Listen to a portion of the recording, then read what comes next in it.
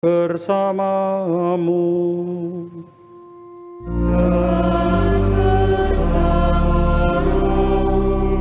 Inilah Injil Yesus Kristus menurut Yohanes.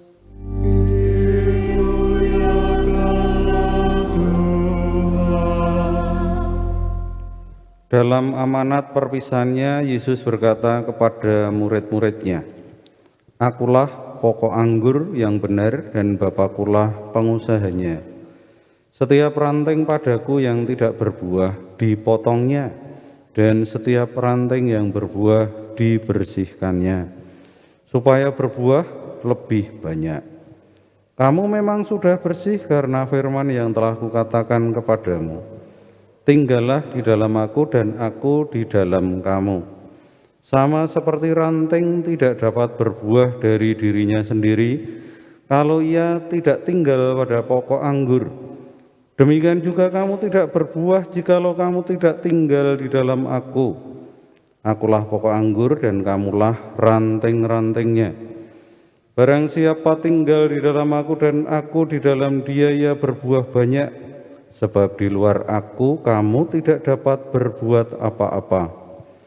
Barang siapa tidak tinggal di dalam aku, ia dibuang keluar seperti ranting yang menjadi kering, kemudian dikumpulkan orang dan dicampakkan ke dalam api, lalu dibakar.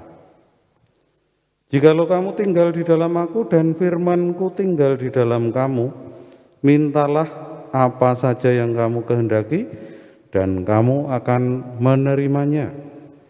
Dalam hal inilah Bapa-Ku dipermuliakan, yaitu jika kamu berbuah banyak, dan dengan demikian kamu adalah murid-murid-Ku."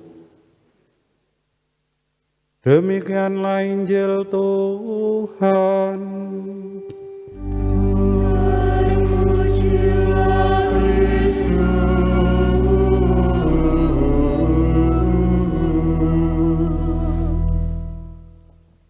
Saudara-saudari yang terkasih dalam Kristus, bacaan pertama dari Kisah Para Rasul menceritakan bagaimana para murid, terutama 12 rasul, 12 murid yang utama ini, menghayati dan menghidupi sabda Tuhan yang kita dengar dari Injil tadi, yaitu tinggal di dalam aku dan aku di dalam kamu. Mereka menghayati ranting-ranting yang harus menempel pada pokok anggur itu.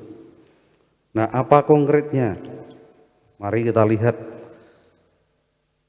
Dalam bacaan pertama dikisahkan setelah mereka ini mewartakan tentang kebangkitan Kristus, ternyata banyak orang-orang yang diceritakan tidak mengenal Tuhan itu ikut percaya, bertobat. Nah, mulai di situ ada soal.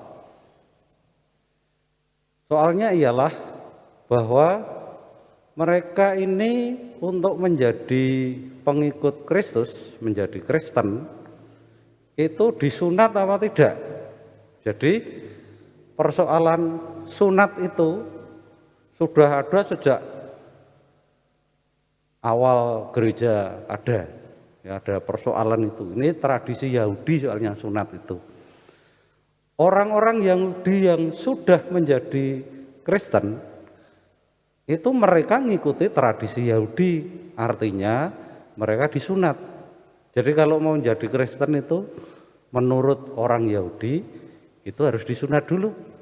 Sementara orang yang di luar Yahudi itu tidak harus. Nah, ini yang mana ini yang benar? Nah, disitulah ada persoalan. Tapi yang menarik, mereka itu berkumpul menceritakan yaitu pekerjaan Tuhan melalui mereka.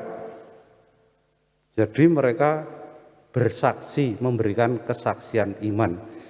Kesaksian iman tentang apa? Bahwa Tuhan bekerja lewat mereka. Ini adalah tinggal di pokok tadi. Jadi rantingnya berbuah.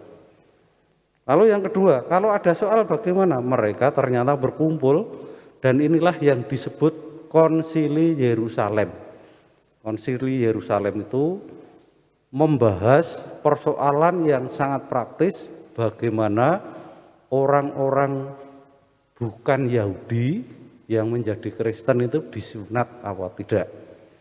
Nah, nanti di situ hasilnya luar biasa, itu sebagai buah-buah. Hasilnya bagaimana belum diceritakan di kisah ini, diceritakan besok.